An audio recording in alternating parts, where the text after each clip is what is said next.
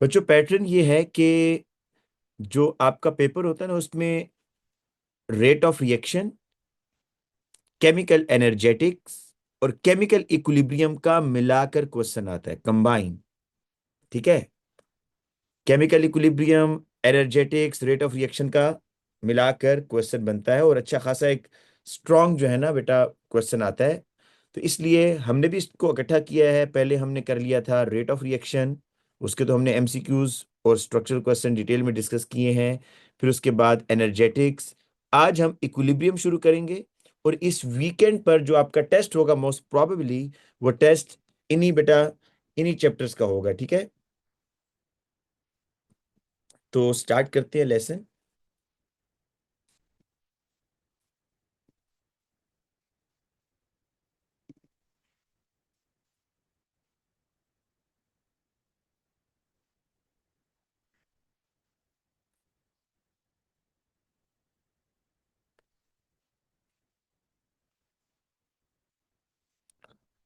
हाँ बेटा, ये तो हमारा कल का लेसन था ना, देखिए जो हमने किया था बॉन्ड एनर्जी वाला, राइट।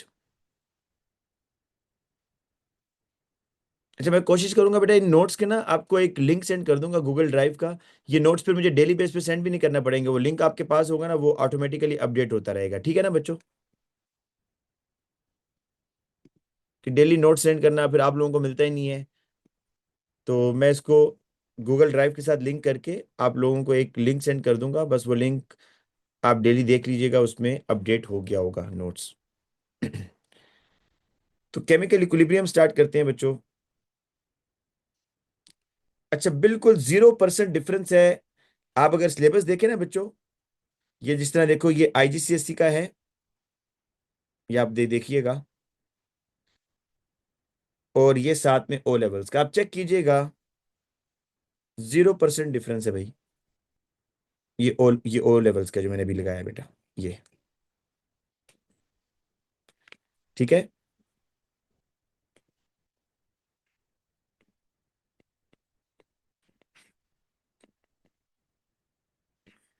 टॉपिक है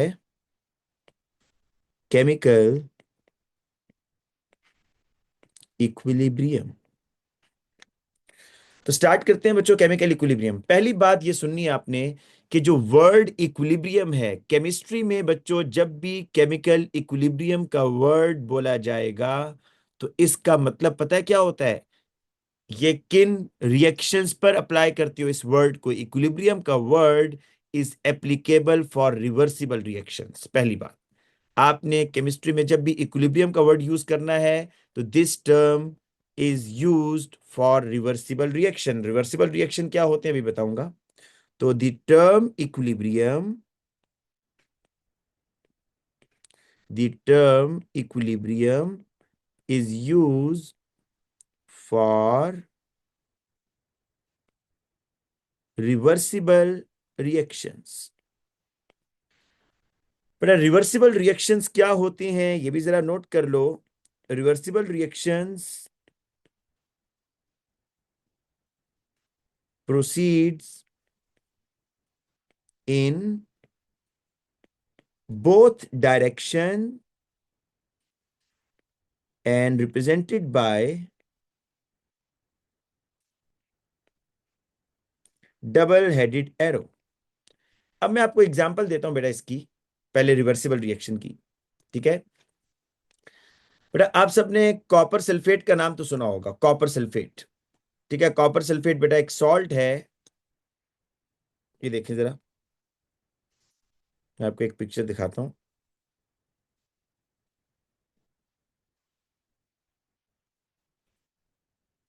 बेटा ये आपको एक पिक्चर नजर आ रही है, this is the copper sulphate जो कि ब्लू कलर का है। ठीक है, लेकिन दो टर्म हम यूज करेंगे। एक टर्म मैं यूज करूंगा हाइड्रेटेड कॉपर सल्फेट और एक टर्म मैं यूज करूंगा एनहाइड्रस कॉपर सल्फेट। दोनों में पहले फर्क सुनिएगा बेटा। हाइड्रेटेड कॉपर सल्फेट जो होता है ना, हाइड्रेटेड कॉपर सल्फेट, ये बेटा ब्लू कलर का होता है, blue in colour. Hydrated mean जिसमें वाटर ऐड हो, वाटर इज एडेड, इसमें वाटर ऐड होता है बेटा, इस सॉल्ट के अंदर मॉइस्चर एब्जॉर्ब होता है, ये कह लो आप, मॉइस्चर इसमें एब्जॉर्ब होता है। आपको मैं एग्जांपल देता हूं बेटा, ये जो घरों में आप डिटर्जेंट यूज करते हो ना, सर्फ, कपड़े धोने के लिए, आप अगर भी कभी सर्फ में आपने हाथ डाला हो तो आपको पता है उसमें मॉइस्चर होता है अच्छा खासा, सर्फ के अंदर। अगर आप उसको हाथ डालें सर्फ में तो आपको पता चलेगा सर्फ जो डिटर्जेंट होता है कपड़े धोने के लिए, वो भी अच्छा खासा वेट होता है। क्यों? उसमें भी यही होता है, जो सर्फ है ना वो भी हाइड्रेटेड होता है, उसके अंदर भी वाटर ऐड होता है सॉलिड स्टेट में है, लेकिन उसने मॉइस्चर एब्जॉर्ब किया होता है। तो hydrated copper sulphate blue in colour. अच्छा बेटा, जब आप इसको हीट करते हो ना, जब आप इसको हीट करोगे हाइड्रेटेड कॉपर सल्फेट को, तो वाटर एवापोरेट हो जाएगा, वाटर एवापोरेट हो जाएगा। तो फिर आपके पास बनेगा एनहाइड्रस, एनहाइड्रस कॉपर सल्फेट, और बेटा इसका कलर होता है वाइट, और साथ में वाटर निकल जाएगा।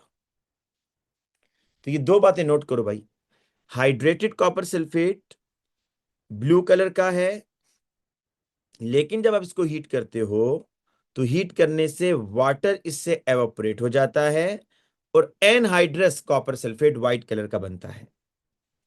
आप कहेंगे इसमें रिवर्सिबल कहां पे हुआ, अभी बताता हूं। पहले बेटा मैं इसका रिएक्शन लिखता हूं ना।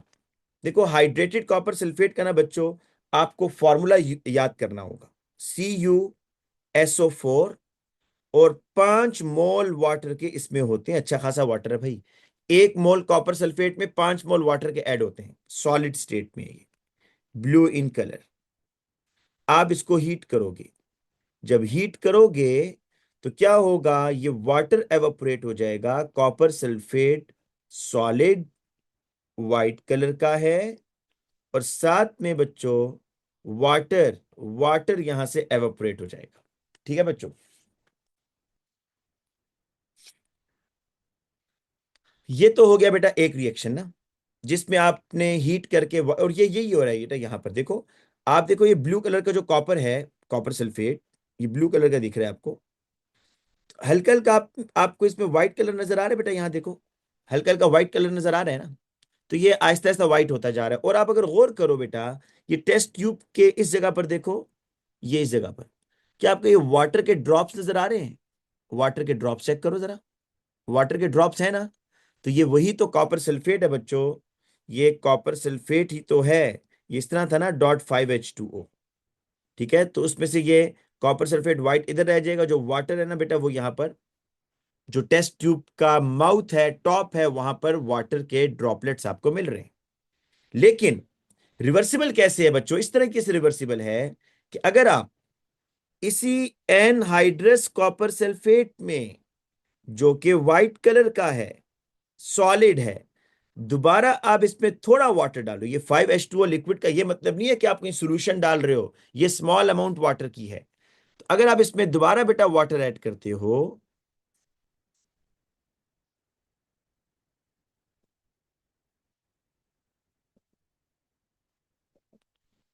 बेटा एक तो मुझे चेक करने दें, कोई बच्चा कह रहा है सर रिकॉर्डिंग, रिकॉर्डिंग तो मेरा ख्याल है बेटा हो रही है। अच्छा बेटा, अगर आप इसमें दोबारा वाटर डालते हो तो क्या होगा देखो,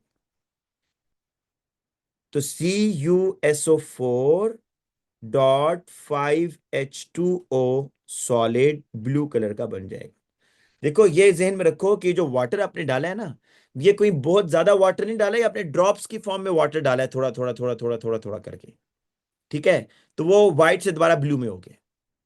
तो आप एक चीज नोट करो बेटा, जिन बच्चों ने लेट ज्वाइन किया है, अभी हमने कोई चीज नहीं पढ़ी, कि ये आपके पास एक सॉल्ट था जो कि ब्लू कलर का था, आपने इसको हीट किया, हीट करने से ये किस में चला गया बच्चों, ये copper sulphate anhydrous, this is anhydrous, इसको बोलते हैं एनहाइड्रस, जिसमें वाटर नहीं है। जिसमें वाटर होता है उसको बोलते हैं हाइड्रेटेड। तो हाइड्रेटेड सॉल्ट को आप जब हीट करोगे तो वो एनहाइड्रस में चला जाएगा, वाटर एवापोरेट हो जाएगा, और ये ब्लू से व्हाइट ये कलर याद रखना है। और फिर बेटा इसी इसी एनहाइड्रस के अंदर जब आपने दोबारा स्मॉल अमाउंट वाटर का ऐड किया तो वो एनहाइड्रस इस वाटर को एब्जॉर्ब करके दोबारा क्या हो जाएगा, हाइड्रेटेड, वही कलर चेंज दोबारा मिल गया है। तो this is the reversible reaction ना। तो इसको इकट्ठा करके ऐसे लिख लो बच्चों, इसको इकट्ठा करके ऐसे लिख लो, कॉपर सल्फेट,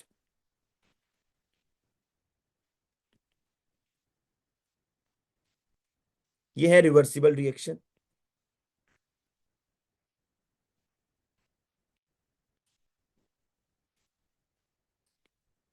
ठीक है, ये बेटा रिवर्सिबल है कि ये ब्लू से व्हाइट में भी जा रहा है, व्हाइट से ब्लू में भी जा रहा है। ठीक है ना। अच्छा, अब हम और एग्जांपल्स देखते हैं बेटा, ये तो बिल्कुल बेसिक एग्जांपल थी ना, बिल्कुल बेसिक एग्जांपल थी।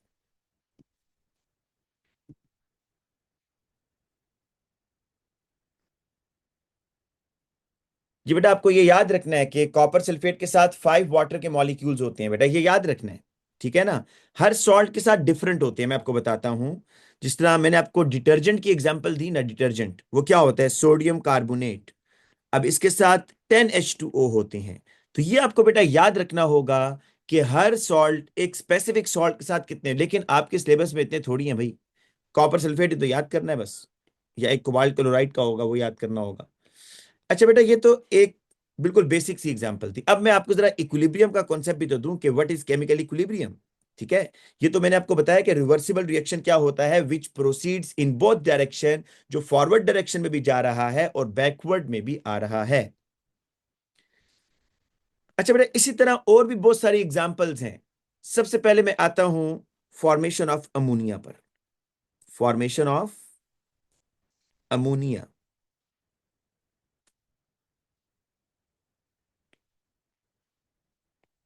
बेटा, कि जो अमोनिया है ना, इसकी फॉर्मेशन कैसे होती है, पहले ये सीखना है आपने। इसकी फॉर्मेशन के लिए बच्चों जो हमें रिएक्टेंट्स रिक्वायर्ड हैं, कौन कौन से रिएक्टेंट्स, तो जरा सुनो। रिएक्टेंट्स इसके लिए हमें रिक्वायर्ड होंगे nitrogen gas and hydrogen gas. ये सोर्स क्या है भाई, सोर्स ऑफ हाइड्रोजन।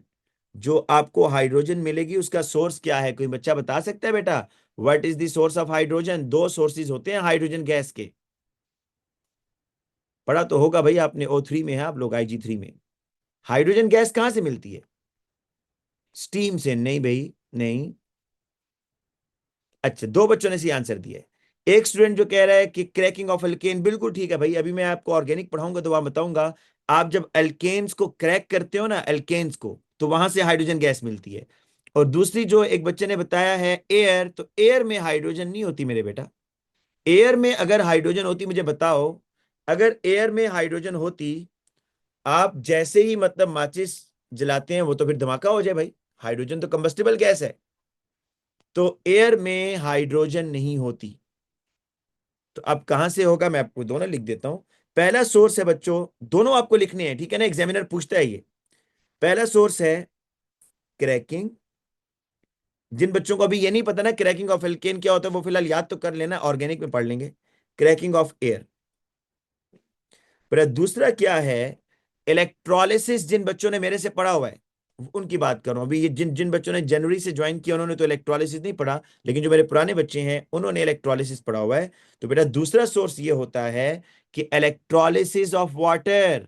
वाटर की इलेक्ट्रोलिसिस से आपको याद नहीं है बेटा कि आप कहते थे कि यहां पर जी एक इलेक्ट्रोड पर हाइड्रोजन गैस बन रही है। तो वाटर की इलेक्ट्रोलिसिस, ये याद रखना है, इलेक्ट्रोलिसिस ऑफ वाटर। ये दो सोर्सेज हैं बच्चों हाइड्रोजन गैस के। What is the source of nitrogen gas. पर नाइट्रोजन गैस का जो सोर्स है वो एयर है। कि आप एयर एयर, लेकिन एयर में तो ऑक्सीजन भी है नाइट्रोजन भी है, सेपरेट कैसे करते हो। तो आपने इसके लिए याद करना होगा बेटा, fractional distillation of liquid air. पता है क्या करते हैं, ये जो पूरी एयर है ना, आप इसको लिक्विफाई करोगे। एयर को लिक्विफाई कैसे कर सकते हैं बच्चों, क्रैकिंग ऑफ अल्केन भाई। एयर की नहीं, cracking of alkane, cracking of alkane. बेटा मुझे ये बताओ कि एयर को आप कैसे लिक्विफाई कर सकते हो? मतलब किसी भी गैस को आप लिक्विड में कैसे लेके जा सकते हो? हाँ, दो काम करते हैं ना। आपने फिजिक्स में पढ़ा होगा ये कि आप टेम्परेचर कम करते हो, प्रेशर बढ़ा देते हो ना। टेम्परेचर कम करोगे ना जब, तो मॉलिक्यूल एक दूसरे के करीब आएंगे। प्रेशर बढ़ाओगे तो मॉलिक्यूल और करीब आएंगे। तो बेसिकली आपने एयर को पहले लिक्विफाई करना है, और फिर लिक्विफाई करने के बाद फ्रैक्शनल डिस्टिलेशन करनी है, जो एक्सपेरिमेंटल टेक्निक में हम पढ़ेंगे कि बॉइलिंग की बेस पर, डिफरेंस इन बॉइलिंग की बेस पर आपको डिफरेंट गैसेस मिलती हैं। जिस तरह आप पेट्रोलियम की नहीं करते फ्रैक्शनल डिस्टिलेशन, तो आपको पेट्रोलियम से डिफरेंट फ्रैक्शन मिलते हैं, kerosene, petrol, diesel oil, fuel oil. इसी तरीके से fractional distillation of liquid air, fractional distillation of liquid air. अब इसमें बेटा जो अच्छी बात नहीं है वो ये कि अभी हमने क्रैकिंग भी पढ़ना है, अभी इलेक्ट्रोलिसिस भी पढ़ना है, और फ्रैक्शनल डिस्टिलेशन भी पढ़ना है। तो मुझे नहीं पता कि आप लोगों के पास इसका कितना कॉन्सेप्ट है, लेकिन आपने नाम तो इनके लाजमी सुने होंगे, तो नाम फिलहाल याद कर लो, ठीक है? अच्छा, कंडीशंस क्या है भाई? क्या कंडीशंस आपको देनी होंगी? कंडीशन क्या होंगी? कंडीशन बेटा इसकी ये होती है कि आपको 450 degree Celsius temperature, 200 ATM pressure, और आयरन कैटालिस्ट आप यूज करेंगे। बेटा ये कंडीशन भी पूछता है 3 मार्क्स की, याद रखिएगा। 450 degree Celsius temperature, 200 ATM pressure, और आयरन इज द कैटलिस्ट। और अब होता क्या है बच्चों, सुनो। जब इनका रिएक्शन करवाओगे, nitrogen plus hydrogen, it gives ammonia, NH3 बनेगा। ये भी गैस, ये भी गैस, ये भी गैस। अगर तो आप क्लोज कंटेनर में रिएक्शन करवा रहे हो ना बच्चों, क्लोज कंटेनर में, if your container is close, then this reaction will be reversible. Balancing अभी कर लेते हैं। 2 नाइट्रोजन है बच्चों इधर, तो यहां पर 2 NH3 हो जाएगा। ऐसी है ना। हाइड्रोजन कितने हैं बच्चों अब अमोनिया में? 6, तो 3H2 हो जाएगा। अब बेटा यहां पर हमने अब इक्विलिब्रियम स्टार्ट करते हैं। यहां पर this is reversible reaction. Reversible reaction का बच्चों ये मतलब होता है कि ये फॉरवर्ड तो जा रहा है, बैकवर्ड भी जा रहा है भाई। मतलब ये हुआ कि नाइट्रोजन और हाइड्रोजन मिलकर क्या बना रहे हैं? अमोनिया। और अमोनिया बेटा डिकम्पोज होकर क्या बना रहा है? दोबारा नाइट्रोजन और हाइड्रोजन। बेटा बाज बच्चों ने लिखने पर जोर दिया हुआ है, बेटा पहले समझ लें। ये नोट्स में आपको सेंड करूंगा ना, तो जो जो मिस होगा लिख लीजिएगा, ठीक है ना? अभी आप पहले चीजों को अंडरस्टैंड करें, लिखना इंपॉर्टेंट नहीं है बेटा। नोट्स डेली सेंड जो कर रहा हूं, तो पहले समझ लो, फिर उसके बाद कर लीजिएगा। ये हैबर प्रोसेस है बेटा। इस प्रोसेस को मैं भी नाम लिखूंगा, इसको कहेंगे हैबर्स प्रोसेस। ऊपर ही चलने लिख देता हूं। ये हैबर्स जो है ना, ये बेटा जर्मन केमिस्ट है, जिसने वर्ल्ड वॉर के अंदर अमोनिया गैस बनाई थी। Haber, HABER, Haber's process. World war में इसने बेटा ये अमोनिया गैस बनाई थी, ठीक है? अब बेटा देखो, अब इक्विलिब्रियम को हमने बेसिकली एक्सप्लेन करना है। आज की क्लास में हमारा टारगेट ये है, और इक्विलिब्रियम को डिफाइन करना है कि व्हाट इज इक्विलिब्रियम। लेकिन इक्विलिब्रियम से पहले ये तो समझ लो भाई कि ये जो इक्विलिब्रियम वर्ड है, ये किन रिएक्शंस पर अप्लाई करोगे? रिवर्सिबल रिएक्शंस पर। उन रिएक्शंस पर जो फॉरवर्ड डायरेक्शन में जाते हैं, लेकिन जो आपका प्रोडक्ट है वो इतना स्टेबल नहीं है, उसमें से कुछ अमाउंट प्रोडक्ट की डिकम्पोज होकर दोबारा रिएक्टेंट बना देते हैं, ठीक है? तो ये रिएक्शंस दोनों साइड पर प्रोसीड हो रहे हैं। अच्छा मुझे ये बताओ बच्चों, आप लोग इक्विलिब्रियम का क्या मतलब समझते हो? कि इक्विलिब्रियम का क्या मतलब होता है? इक्विलिब्रियम का क्या ये मतलब होता है कि 50-50%? ये मुझे यस या नो करके बताओ, क्या ये इक्विलिब्रियम होता है? और बच्चे भी बताएं ना भाई। कुछ बच्चे कह रहे हैं यस, कुछ बच्चे कह रहे हैं नो। तो इसका मतलब है कि कॉन्सेप्ट नहीं पता। इक्विलिब्रियम का ये मतलब नहीं होता बच्चों। फिजिक्स में होता होगा कोई चीज बैलेंस होना इक्विलिब्रियम, लेकिन ये इक्विलिब्रियम नहीं है। इक्विलिब्रियम क्या है उसको समझने के लिए मैं आपको एक कॉन्सेप्ट पहले समझाऊंगा। इतने आसानी से मैं डेफिनेशन नहीं लिखूंगा, पहले मैंने कुछ चीजें बतानी है। सुनो भाई, अब कोई बच्चा नहीं लिखे, सिर्फ पहले ये बात समझ ले जो मैं एक्सप्लेन करने जा रहा हूं। ठीक है बच्चों, ये समझो कि अभी ना, ये है यहां पर टाइम, ये है जी टाइम। टाइम अभी जीरो का मतलब है अभी रिएक्शन स्टार्ट नहीं हुआ। बेटा टाइम जीरो का मतलब ये है कि अभी रिएक्शन स्टार्ट नहीं हुआ। तो बताओ अमोनिया कितना होगा भाई? अभी रिएक्शन ही नहीं स्टार्ट हुआ, अमोनिया कितना होगा? जीरो होगा। और ये प्रोडक्ट, ये रिएक्टेंट कितने होंगे? मैं एज्यूम कर रहा हूं, मैं एज्यूम करता हूं ये 100 ग्राम्स हैं। रिएक्टेंट्स कितने हैं? 100 ग्राम। और अमोनिया जीरो है क्योंकि before starting the reaction there is no ammonia. लेकिन बच्चों आफ्टर सम टाइम, मतलब आप समझ लो कि 10 मिनट के बाद, आफ्टर 10 मिनट्स, आप लोग क्या कहते हैं बच्चों? आफ्टर 10 मिनट ये जो रिएक्टेंट्स हैं ये कुछ ना कुछ कम होंगे या नहीं होंगे? क्योंकि इनकी कोलिजन तो हो रही है, नाइट्रोजन हाइड्रोजन कोलाइड करेंगे, अमोनिया बनेगा। तो क्या इनकी अमाउंट, कंसंट्रेशन नाइट्रोजन और हाइड्रोजन की कम होगी? बिल्कुल होगी। और अमोनिया की कंसंट्रेशन बढ़ेगी? बिल्कुल बढ़ेगी। ठीक है, तो इसलिए बच्चों अब देखना, मैं एज्यूम करता हूं आफ्टर 10 मिनट ये आपका रह गया 90 ग्राम्स और ये आपका बना है बच्चों 10 ग्राम्स। अच्छा, फिर आफ्टर 30 मिनट्स, 30 मिनट के बाद आप देखते हैं, आफ्टर 30 मिनट्स ये बेटा आपका है 75 ग्राम्स और ये आपका बना है बच्चों 25 ग्राम्स।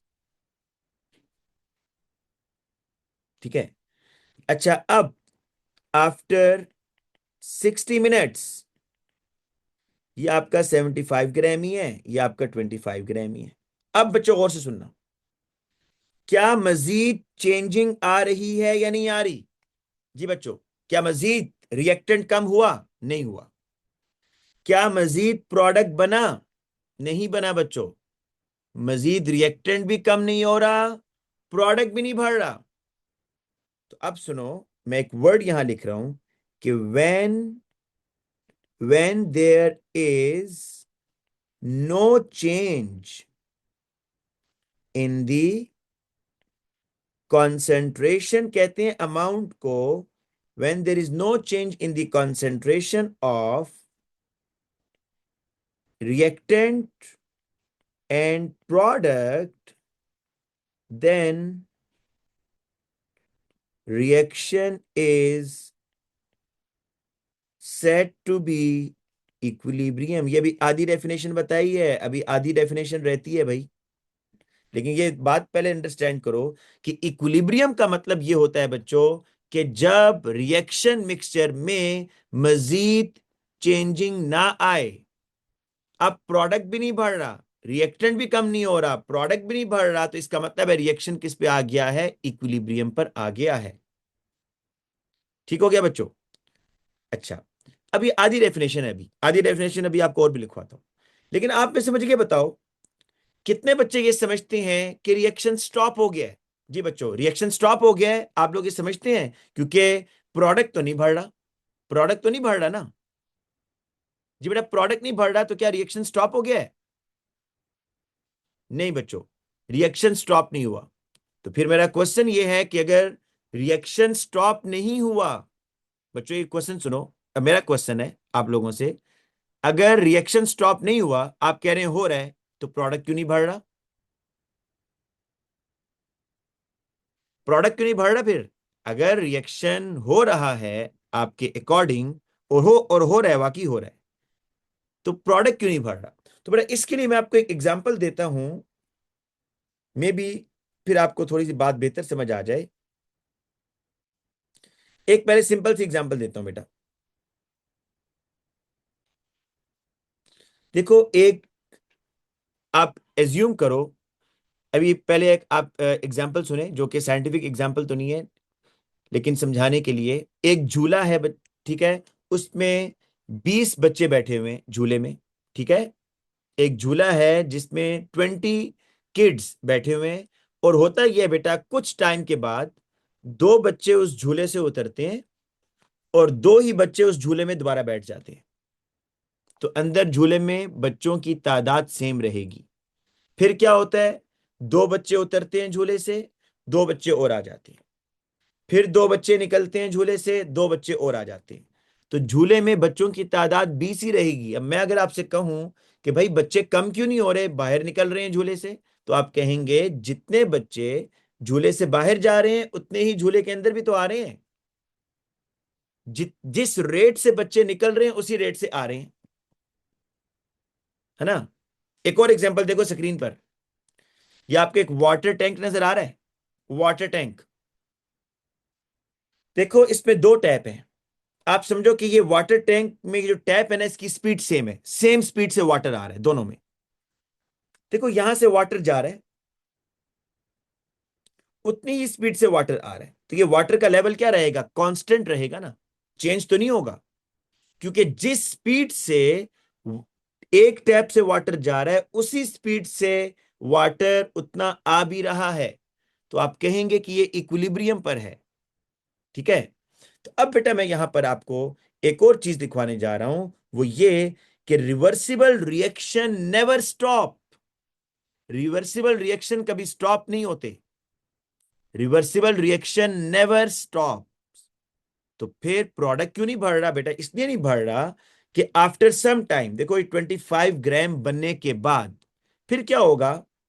25 ग्राम बनने के बाद पता है क्या होगा, 1 ग्राम जो होगा ना रिएक्टेंट, वो मजीद अमोनिया बनाएगा। 25 से कितना हो जाएगा, 26। लेकिन वही 1 ग्राम दोबारा डिकम्पोज हो जाएगा, वो दोबारा 25 पे आ जाएगा। तो यहां पर after achieving the equilibrium still reaction होता रहेगा सेम अमाउंट। मतलब 1 ग्राम, आप समझ लो 1 ग्राम अगर रिएक्टेंट प्रोडक्ट में मजीद कन्वर्ट होना चाह रहा है तो 25 से कितना हो जाएगा, 26। लेकिन वही 1 ग्राम दोबारा डिकम्पोज भी हो जाएगा और 26 से दोबारा 25 हो जाएगा।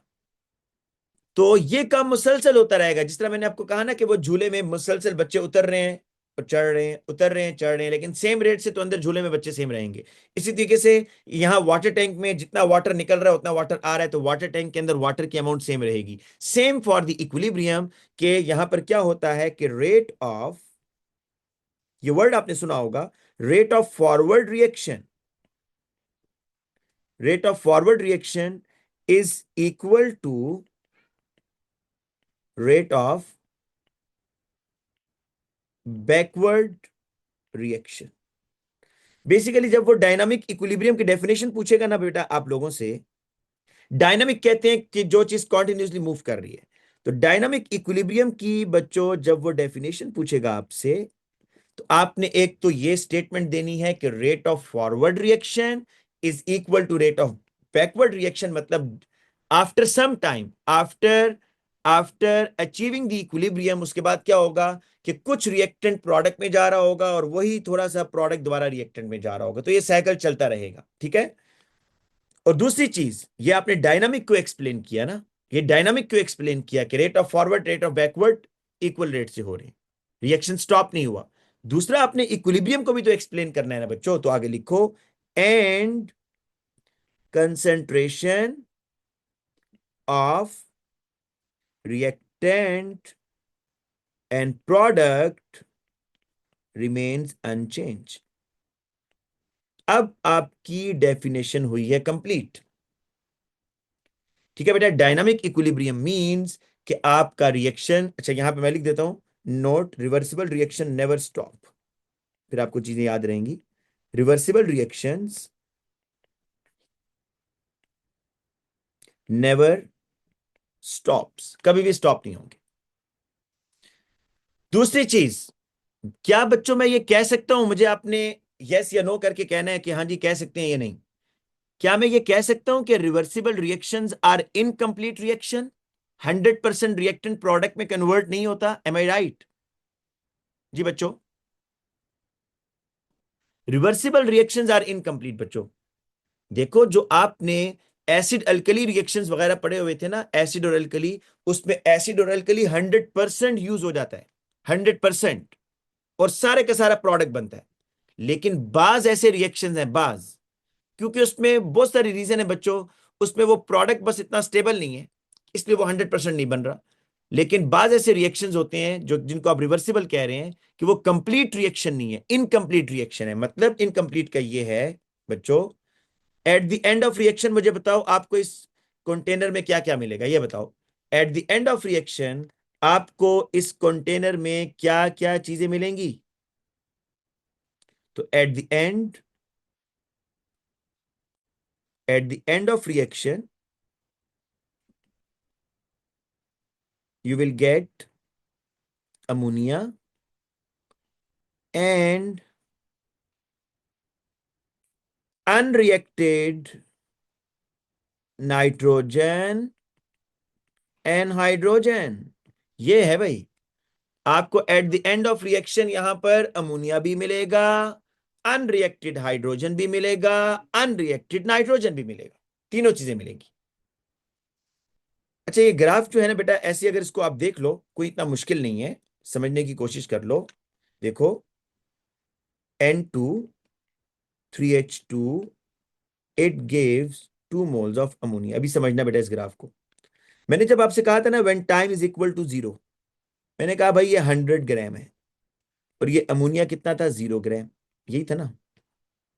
तो बेटा ये टाइम 0 है, देखो।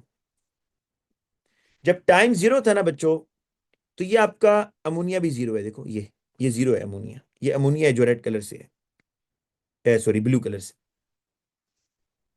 और जब टाइम 0 था, तो ये रिएक्टेंट बेटा जरा चेक करो अपने रिएक्टेंट, ये देखो, रिएक्टेंट इज मैक्सिमम, ये रिएक्टेंट्स हैं जो मैक्सिमम है।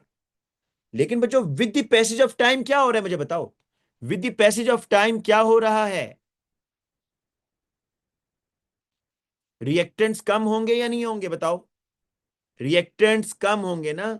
आप देखो ना, मैंने कहा था कि आफ्टर आफ्टर 10 मिनट्स ये आपका हो जाएगा जी 90 ग्राम, और ये आपका हो जाएगा 10 ग्राम। तो 10 मिनट के बाद आपका रिएक्टेंट कम हुआ ना, तो ये देखो ये रेड लाइन नीचे आ रही है ना, अमाउंट कम हो रही है, ये वाई एक्सिस पर अमाउंट था तो ये कम हो रही है भाई। और आफ्टर 10 मिनट आपका अमोनिया बढ़ा ना बेटा 10 ग्राम, तो ये देखो ये बढ़ रहा है, ये देखो ये बढ़ रहा है। लेकिन आप ये देखो बच्चों, इस जगह पर देखो भाई, इस जगह पर अब ये लाइन पैरेलल हो गई है। इसका मतलब ये हुआ कि अब मजीद चेंजिंग नहीं आ रही, जितना प्रोडक्ट बनना था बन चुका है। और बच्चों ये रिएक्टेंट की भी लाइन देखो, ये अब पैरेलल हो गई है बस। देखो अब कंसर्न, अब जितना मर्जी लंबा टाइम दे दो इसको, इसने खत्म नहीं होना।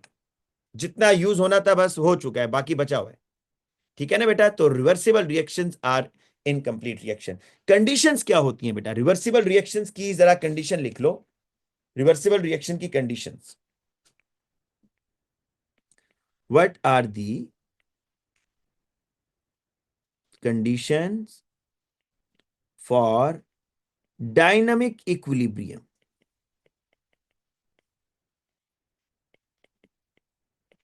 देखो बच्चों, ये जो गैसेस वाले रिएक्शन होते हैं ना, अगर कंटेनर ओपन हो, मुझे ये बताओ, अगर कंटेनर ओपन हो, अगर आप जिस जगह पर रिएक्शन करवा रहे हैं वो ओपन हो, तो क्या ये फिर बैकवर्ड जाएगा रिएक्शन, या जो अमोनिया बनेगा वो एटमॉस्फेयर में चला जाएगा? फिर तो बैकवर्ड नहीं आएगा ना बच्चों। बैकवर्ड तो तभी जाएगा जब आपका क्लोज कंटेनर हो, तब ये रिएक्शन बैकवर्ड जाएगा बच्चों। अदरवाइज तो ये एटमॉस्फेयर में चला जाएगा अमोनिया जो बना है। तो what are the condition for dynamic equilibrium? Dynamic equilibrium के लिए कंडीशन पहली के ये है कि container must be close. Container close होना चाहिए भाई, तब आपको डायनामिक इक्विलिब्रियम मिलेगा। अगर कंटेनर ही क्लोज नहीं है, इसमें आपने होल रखा हुआ है, तो अमोनिया निकलता जाएगा, फिर बैकवर्ड नहीं जाएगा। दूसरी प्रॉपर्टी भी सुन लो, मैक्रोस्कोपिक प्रॉपर्टीज। बेटा ये कौन सी प्रॉपर्टीज होती हैं, कितना बताइएगा बेटा? मैक्रोस्कोपिक प्रॉपर्टीज ये कौन सी होती है?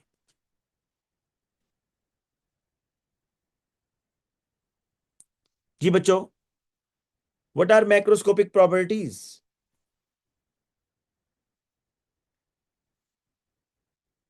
नहीं, किसी को नहीं पता बच्चों।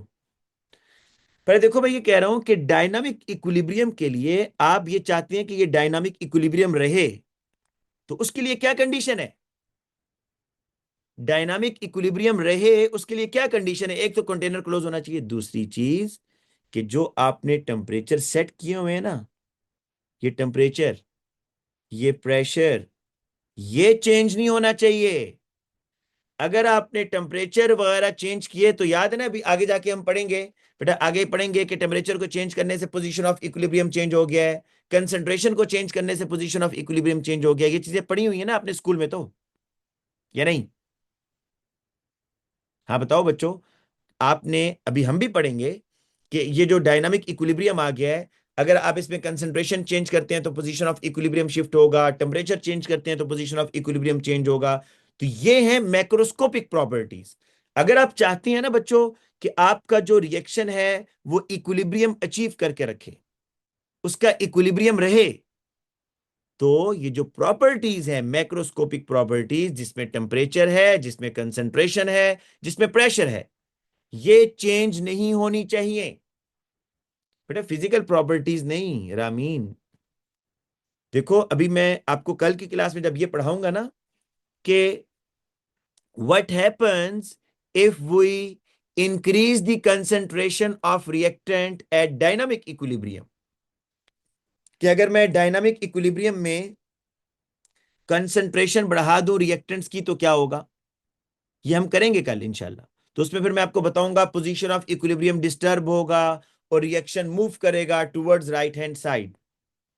फिर मैं प्रेशर का इस तरह पूछूंगा कि अगर हम प्रेशर बढ़ा दें तो इक्विलिब्रियम के साथ क्या होगा, आप बताएंगे भाई इक्विलिब्रियम शिफ्ट करेगा टुवर्ड्स राइट हैंड साइड। तो ये जो फैक्टर्स है ना, टेम्परेचर, प्रेशर और कंसंट्रेशन, इनको आपने चेंज नहीं होने देना अगर आप ये चाहते हो कि ये रिएक्शन इक्विलिब्रियम पर रहे। तो मैक्रोस्कोपिक प्रॉपर्टीज जिसमें क्या आ रहा है मैं लिख देता हूं आगे, कंसंट्रेशन आ रही है,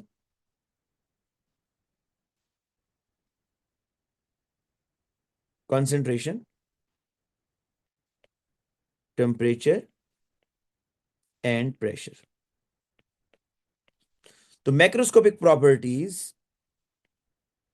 शुड, या मैक्रोस्कोपिक प्रॉपर्टीज रिमेन अनचेंज। बेटा ये दो प्रॉपर्टीज आपने जहन में रखनी है कि अगर वो पूछे कि डायनामिक इक्विलिब्रियम के लिए क्या कंडीशंस होनी चाहिए, कंटेनर क्लोज होना चाहिए और जो मैक्रोस्कोपिक प्रॉपर्टीज है वो आपने चेंज नहीं होने देनी। बेटा कोई क्वेश्चन पहले पूछ लो आप लोग, शाबाश। क्योंकि अभी मैंने, अब बड़ा इंपॉर्टेंट कॉन्सेप्ट अब स्टार्ट करना है कि व्हाट हैपेंस। देखो ना बेटा, रिवर्सिबल रिएक्शन में ना एक बहुत बड़ा नुकसान है, मुझे बताएं इसमें नुकसान क्या है। रिवर्सिबल रिएक्शन में नुकसान बच्चों ये है कि आपका प्रोडक्ट कम बनता है ना, प्रोडक्ट कम बनता है ना बेटा इसमें। 100% तो प्रोडक्ट नहीं बन रहा, 100% तो आपका जो प्रोडक्ट है वो आपको नहीं मिल रहा। तो अब इसमें जो फैक्ट्रीज हैं, जो इंडस्ट्रीज हैं, बेटा इंडस्ट्री वालों की कोशिश क्या होती है बताओ, इंडस्ट्री वालों की कोशिश क्या होती है भाई, कि प्रोडक्ट ज्यादा बने या कम बने? ज्यादा बने। इंडस्ट्री वालों की कोशिश है कि प्रोडक्ट जो है ना वो ज्यादा बने। तो इस अमोनिया को ज्यादा बनाने के लिए हम क्या कर सकते हैं, ये है अब हमारा टॉपिक, कि इस अमोनिया को ज्यादा बनाने के लिए बच्चों हम क्या कर सकते हैं। हम कुछ फैक्टर्स डिस्कस करेंगे। उन फैक्टर्स में से एक फैक्टर ये है कि हम कंसंट्रेशन बढ़ाएंगे, पोजीशन ऑफ इक्विलिब्रियम आगे जाएगा, प्रेशर बढ़ाएंगे, ठीक है।